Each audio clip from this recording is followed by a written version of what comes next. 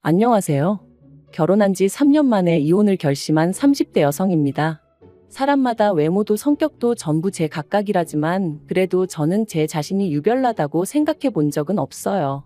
대단한 구석도 없지만 그렇다고 모난 구석도 없다고 믿고요. 그런데 어머님과 부딪힐 때마다 어머님은 제가 이상한 거랍니다. 사고방식이 글렀다나요. 저도 남편만큼 배울 만큼 배웠고 남들처럼 멀쩡히 사회생활 잘만 하고 있는데 말해요. 그래서 내리게 된 제 결론은 그냥 저는 이 집이랑 안 맞는다였지요. 그리고 저리 싫으면 중이 떠나야지 어쩌겠어요? 그래서 이혼을 결심했습니다. 남편하고는 아는 선배의 소개로 만났고 소개받았을 당시 제 나이 30, 남편 나이 32이었어요. 선배는 부담 없이 만나보라고 했지만 남편이나 저나 둘 다 적은 나이가 아니었다 보니 솔직히 부담스러웠던 것도 사실이고요. 하지만 선배하고는 여러 가지로 얽혀있는 상황이다 보니 자리 자체를 거절할 상황도 못 되었네요. 아무튼 그리고 말이 나왔으니 말이지만 소개팅을 받던 시기 저는 결혼과 비혼의 갈림길에서 고민이 많았어요. 사실 친정부모님 두 분의 사이는 좋았지만 하루아침에 친할머니께서 이제 같이 살아야겠다며 저희 집으로 들어오셨고 그래서 졸지에 친정어머니가 10년 넘게 다니시던 직장을 관두시는 걸 보고는 여러 가지로 충격이 컸었거든요. 게다가 이후로도 친정어머니께선 친할머니 때문에 때로는 고모나 작은아버지의 부탁 때문에 많은 걸 이해하시고 포기하셔야 했는데 아무래도 그런 어머니를 보고 자라서 그런지 언젠가부터는 결혼하면 여자만 손해란 생각이 강해져 가더라고요. 하지만 막상 제가 성인이 되어 사회에 나와보니 저희 어머니와는 달리 또 많은 여자들이 결혼을 하고도 계속해서 자기 커리어를 이뤄나가는 거예요. 그래서 그때 뭐랄까 사고방식이 올바른 남자를 만나면 가정도 이루고 내 커리어도 이어갈 수 있지 않을까 그런 생각도 들더라고요. 한편으론 제가 너무 부정적으로 세상을 보나 싶기도 했고요. 아무튼 그렇게 생각이 복잡하던 시기에 소개받은 게 남편이었네요. 남편은 저와 마찬가지로 직장을 다니는 평범한 회사원이었어요. 외모라던가 그런 건 모난 구석 없이 제 눈에는 나쁘지 않았고요. 그리고 무엇보다도 대화를 나눠보니 말수가 많지는 않아도 자기 의견도 확실하고 줏대도 있는 게 마음에 들대요. 참고로 저 또한 우유부단한 성격은 아니다 보니 갈팡질팡하는 사람들을 보고 있으면 답답해서 아무튼 남편도 남편대로 제가 마음에 들었던 모양이에요.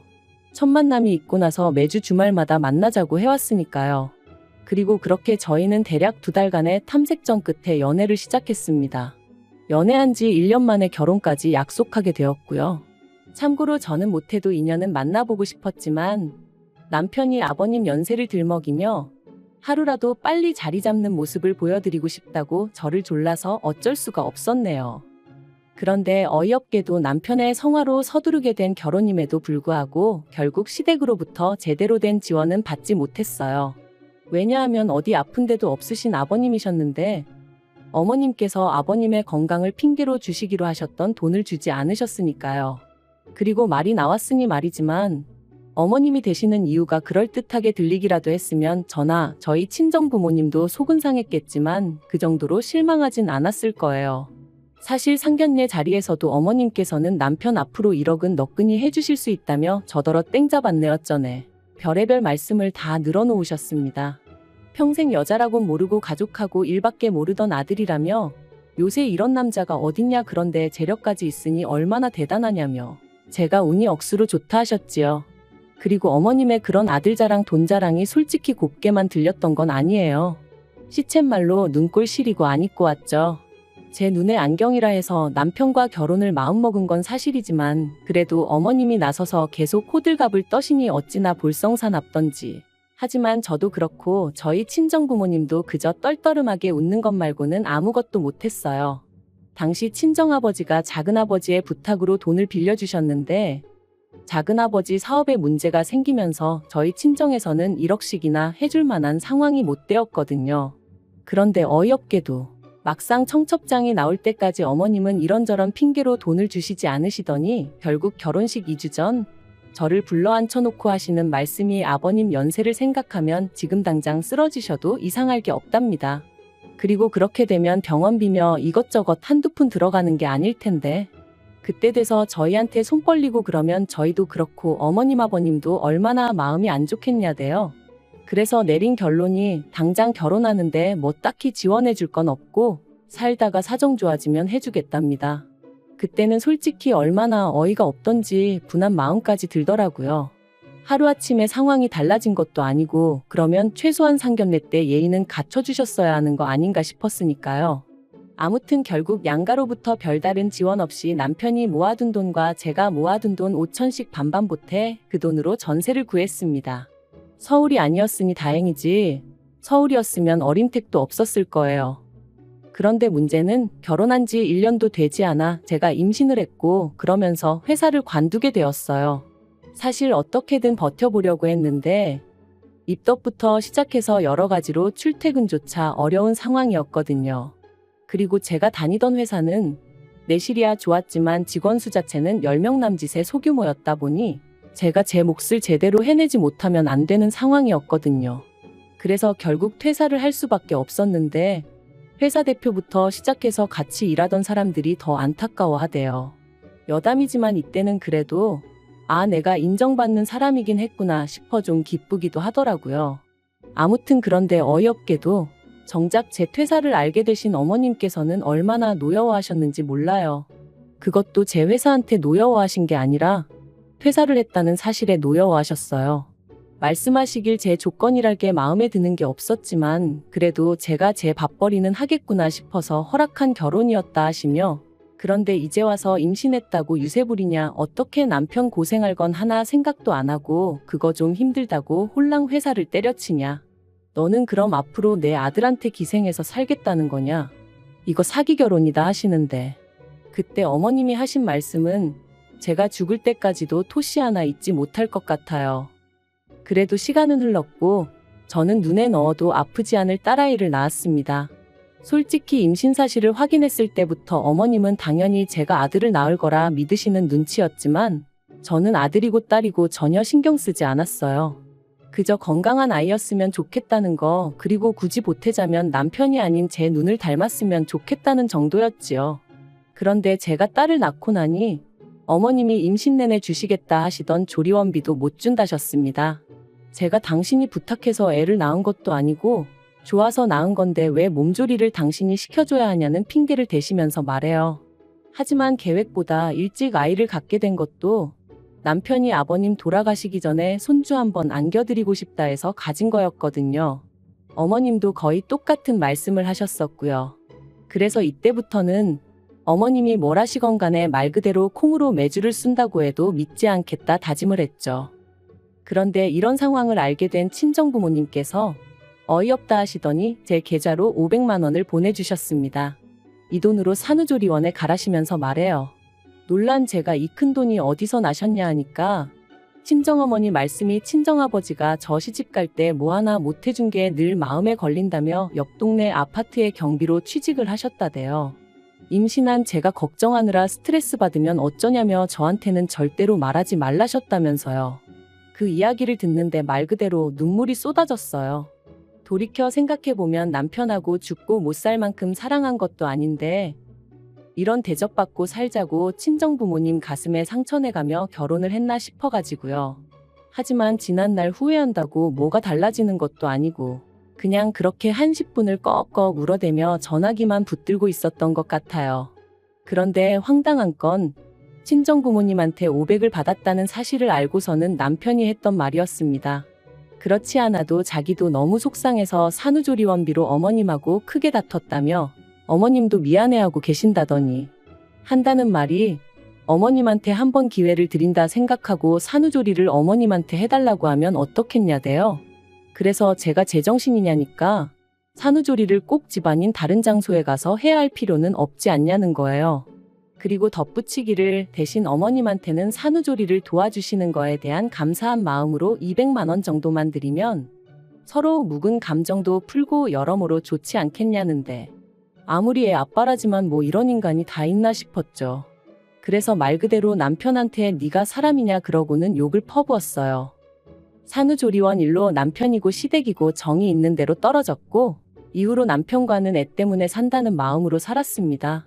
어머님은 저에게 사과 비슷한 말 한마디조차 하신 적도 없으셨고 저를 볼 때마다 애 키우는 게 유세냐, 남들은 돈도 벌고 애도 키우고 다 하더라.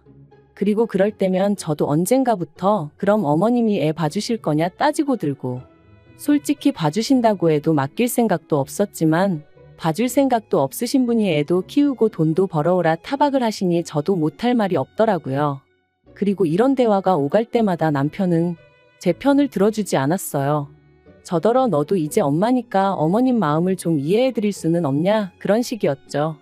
어머님 입장에선 졸지에 외벌이를 하게 된 아들이 얼마나 안쓰러우면 그러시겠냐면서요.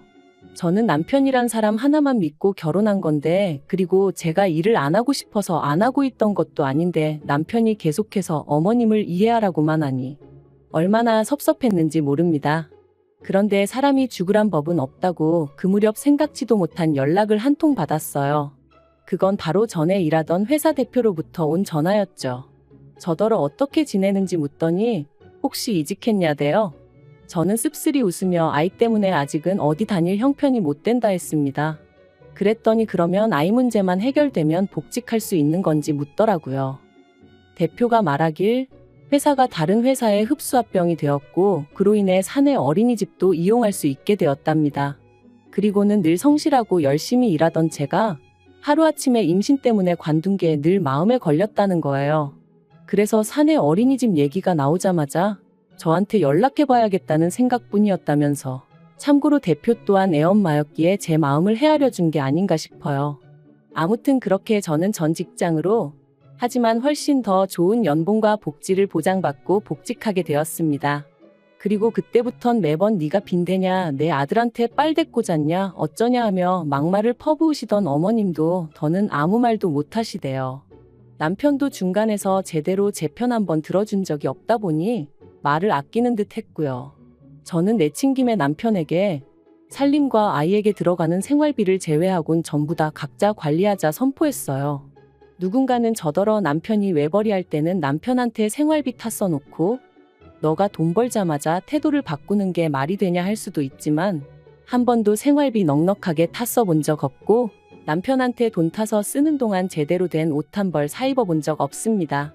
대부분이 식비와 아이 육아에 들어갔기에 저는 떳떳했고, 그래서 각출해서 관리하잔 소리도 할 수 있었던 거예요.